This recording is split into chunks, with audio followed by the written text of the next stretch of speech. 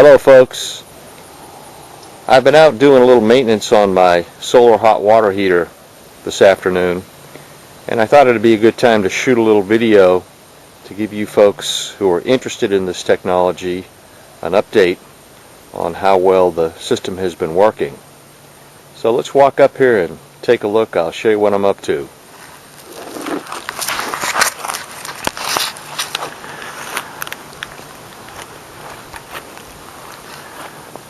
For you folks who watched my first video, this is a evacuated tube integrated solar hot water heater. The tank capacity is somewhere in the 45 to 50 gallon range. If you go back and watch my original video, I've got the capacity stated, and it's about a year later and I'm a year older, and my memory's not quite what it used to be. So for purposes of this discussion, you get the idea. This is about 45 or 50 gallons of hot water storage.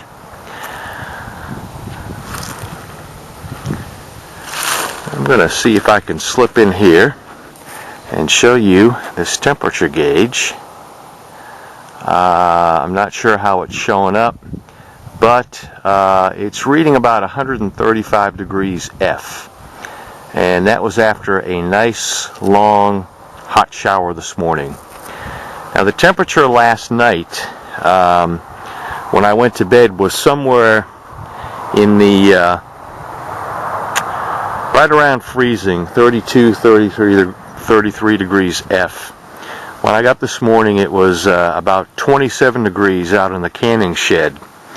So we had a nice freeze, and we did not lose a lot of heat. We've had a couple of nice sunny days. It's average probably someplace in the mid-50s, maybe a little warmer in the late afternoon. The unit makes plenty of hot water as long as the sun is shining. If you get some overcast, the output of the unit falls off, and the more overcast it is, the more drastically the output seems to fall off.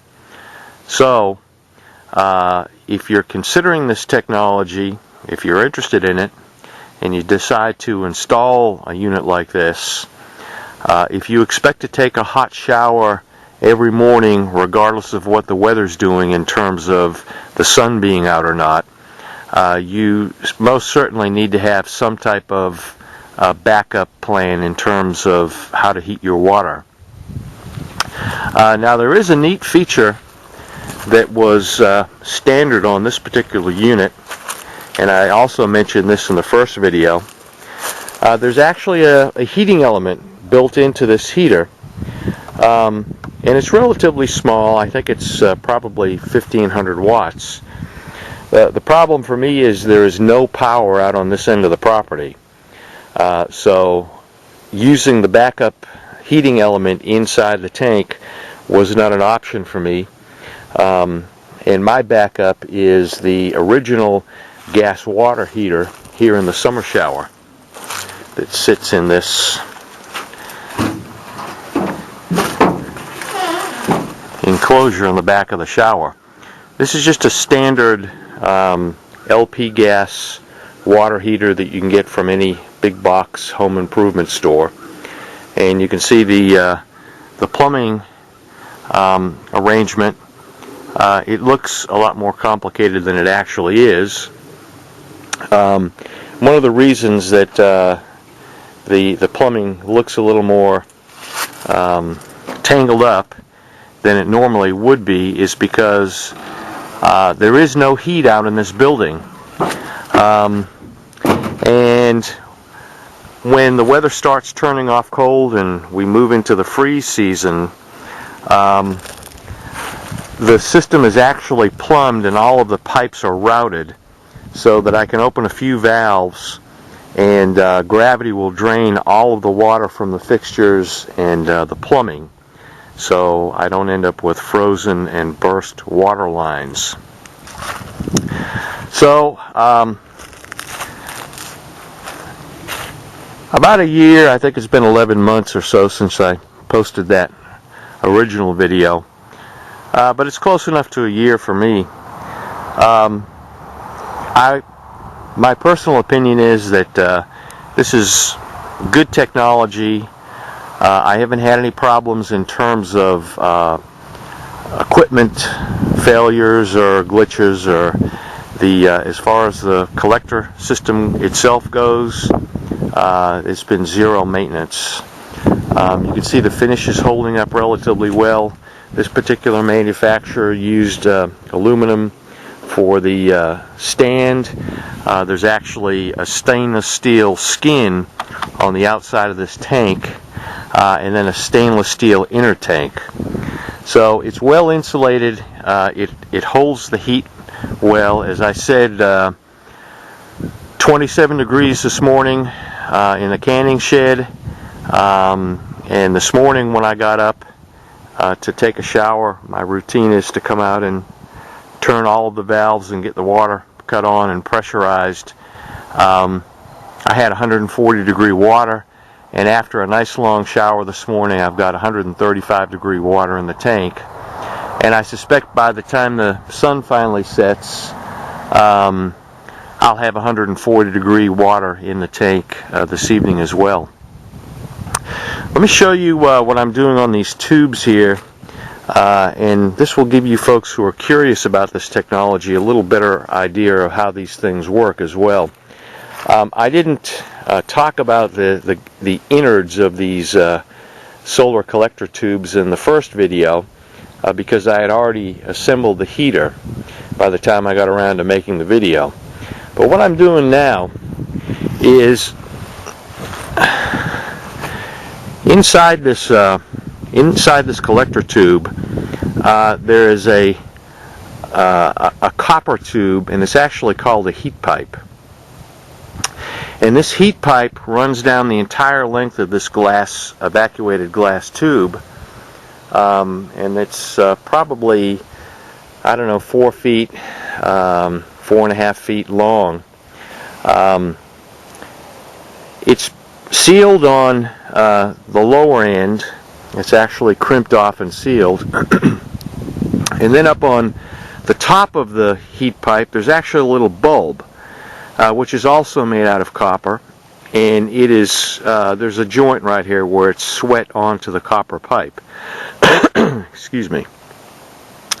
Inside this piece of copper tubing, they use, I believe, acetone, and this is a sealed pipe. It's sealed on both ends of the pipe, and there's acetone inside this copper tube. Another component of this arrangement is, slide these out so you can see them.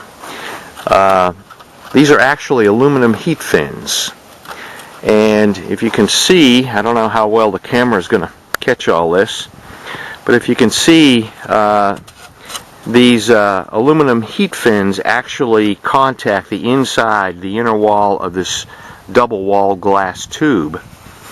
And then the copper heat pipe sits in between the aluminum heat fins.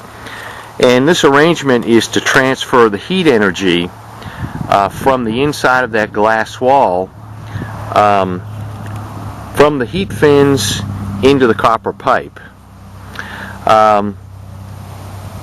The action of the whole configuration goes like this. This is a double-walled glass vessel, not unlike a thermos bottle is probably a good analogy. The outside wall is clear, and the inside wall is coated with a material that absorbs the solar energy that is shining on the tube throughout the day. The idea of the vacuum between the outer wall and the inner wall is to prevent energy loss you want to capture as much as of that solar energy as you possibly can. So in the summertime, it's not a big issue, but in the wintertime, when the ambient temperature tends to be low, you could lose a lot of heat before it ever got transferred into the heat pipe. So this tube is actually evacuated. The heat from the sun is absorbed into that material on the inner wall. It's transferred to these aluminum heat fins, which in turn transfers it to the heat pipe. Now remember I said earlier there's acetone inside this copper pipe. What happens is the acetone boils as that solar energy is transferred into the copper tube. As it boils, it actually raises up this copper pipe until that energy ends up in this bulb. And this bulb, let's see if I can show you this, actually sits up inside a manifold. And it may not be real clear, but inside the base of the hot water tank, there's a manifold, and there's a copper jacket inside that hole. What you're looking at is actually a real good shot of the insulation between the inner and the outer tank. But then up at the top in the center, there's actually another hole, and that's a copper sleeve that's a manifold. And all of the heat tubes, if you look at this arrangement, all of these heat tubes and collector tubes plug into that same manifold. And that's the way that the solar energy is transferred into the water. And you'll notice this bulb is the proper size to slip into that hole in the manifold. When the acetone boils, it vaporizes. The hot acetone is forced up to the bulb. Normally when that bulb is sitting in the manifold, there's water, cooler water in that manifold, or surrounding that manifold, and that causes the gaseous acetone to cool down. And when it cools down, it reliquefies and it drops back down the heat pipe. So you have kind of this little pump action going on as that acetone warms up and cools down, and the energy gets transferred from the manifold in the tank into the water that surrounds the manifold. So basically no moving parts, great efficiency in terms of collecting solar energy and transferring it into water. The exercise that I'm going through now is when I put the system together originally. As I said, these little bulbs at the top of the heat tubes are designed to slip into another copper jacket that makes up the manifold inside the tank. It dawned on me that there's a certain amount of clearance, and granted it's not very much clearance, but there's a certain amount of clearance between this bulb and the jacket inside the manifold where the bulb slips into. So what I'm doing is I'm taking each collector tube out,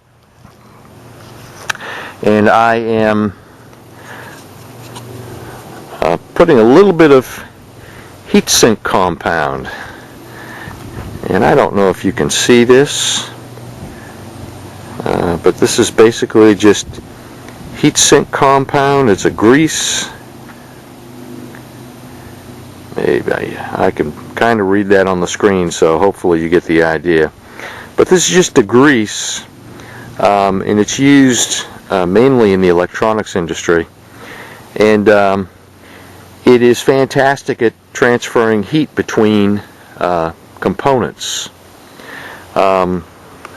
If you've worked in the electronics business at all, or if you're a hobbyist, you know that high current solid state devices sometimes generate a lot of waste heat, and you have to transfer that heat out of the device into something else to cool the device down, and that's one of the chemicals used in that particular mechanical arrangement. So each tube is getting a little dab of heat sink compound in an effort to increase the efficiency, the transfer efficiency between the bulbs and the manifold hole.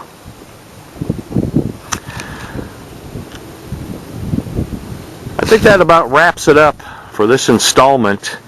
I've been very pleased with the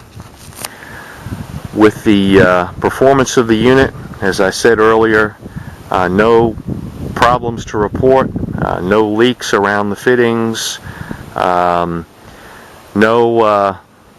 major failures or weak points that are obvious at this point, a year into the installation.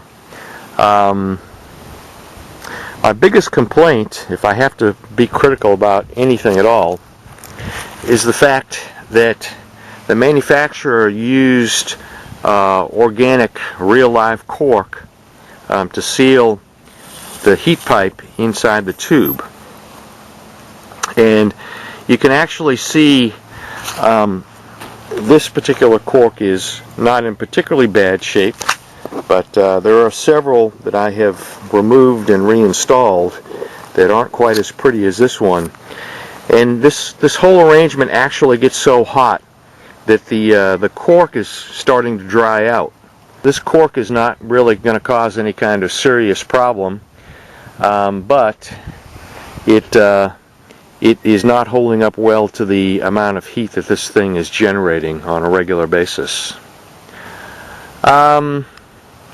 Lastly, I'm going to post my Skype contact information in the basement box for any of you folks who may be interested in installing this technology or something similar to it. If I can be of any help, feel free to contact me via Skype.